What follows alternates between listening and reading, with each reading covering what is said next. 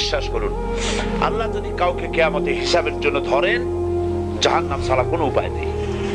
হিসাবের জন্য যদি আল্লাহ তার কোনো বান্দাকে ধরেন, জাহান্নাম ছাড়া কোনো উপায় নেই। সেই জন্য আল্লাহর কাছে এই দোয়া করতে হবে, আল্লাহ পাক তুমি আমার হিসাব নিবা না, আমাকে ক্ষমা করে দিও।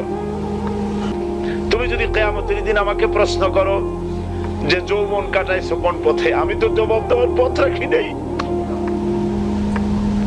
আমি তো আমার যৌবনকে নষ্ট করে ফেলেছি। তুমি যদি প্রশ্ন করো টাকা পয়সা কামাই করেছো কোন পথে, আমি তার জবাব দেওয়ার পথ রাখি নাই। যদি প্রশ্ন করো কোন পথে খরচ করেছো, আমি সেটারও পথ রাখি নাই, নষ্ট করে ফেলেছি।